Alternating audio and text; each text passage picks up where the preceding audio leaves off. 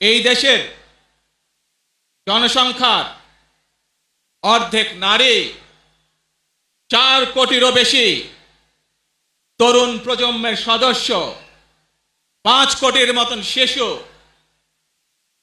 40 লক্ষের মতন প্রতিবন্ধী মানুষ রয়েছেন,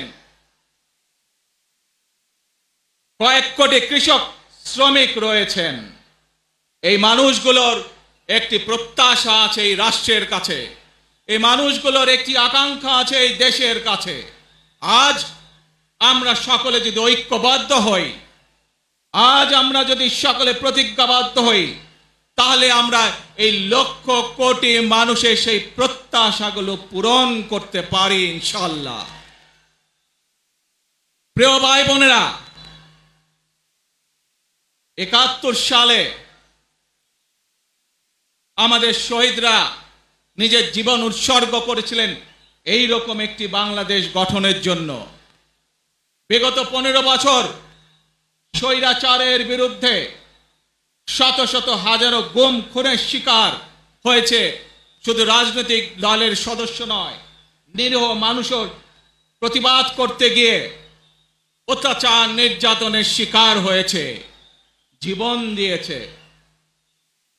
2024 সাল মাত্র সেদিনের ঘটনা। কিভাবে আমরা দেখেছি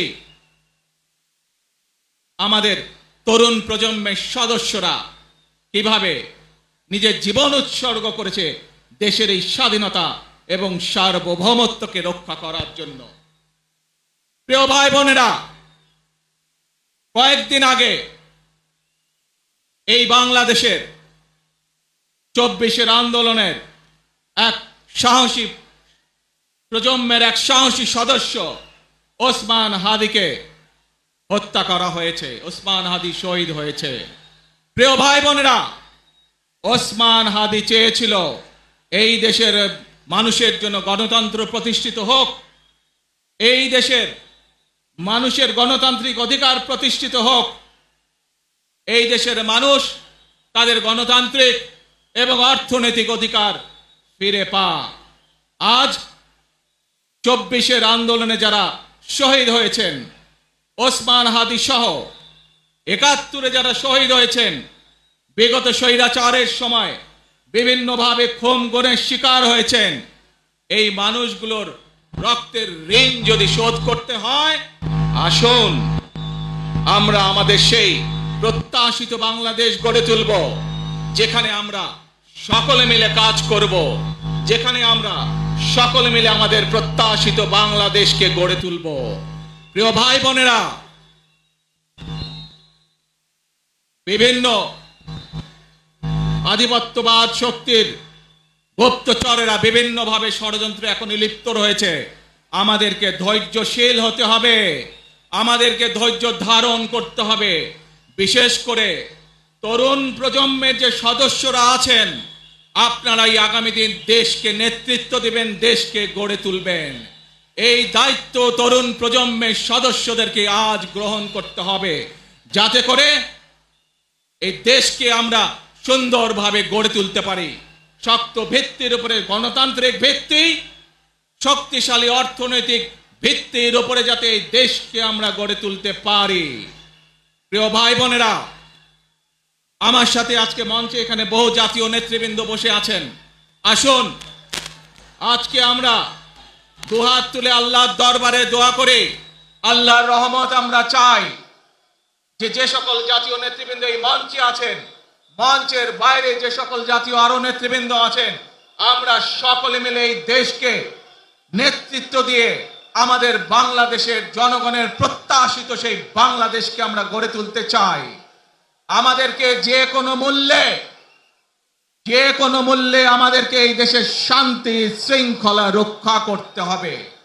যে কোনো উস্কানির মুখে আমাদেরকে ধীর শান্ত থাকতে হবে।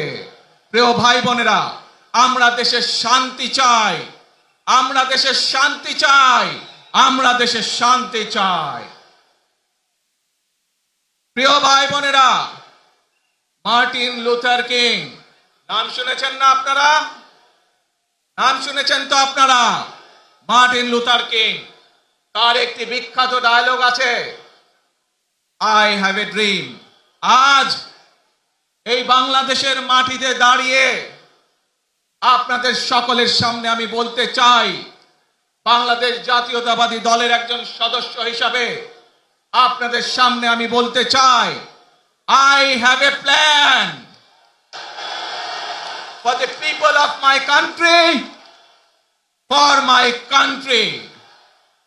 আজ এই পরিকল্পনা দেশের মানুষের স্বার্থে, দেশের উন্নয়নের জন্য, দেশের মানুষের ভাগ্যের পরিবর্তনের জন্য যদি সেই প্ল্যান, সেই কার্যক্রম, সেই পরিকল্পনাকে বাস্তবায়ন করতে হয়, প্রিয় ভাই বোনেরা, এই জনসমুদ্রে যত মানুষ উপস্থিত আছেন, এই সারা বাংলাদেশে গণতন্ত্রের শক্তি যত মানুষ উপস্থিত আছেন, প্রত্যেকটি মানুষের সহযোগিতা আমার লাগবে।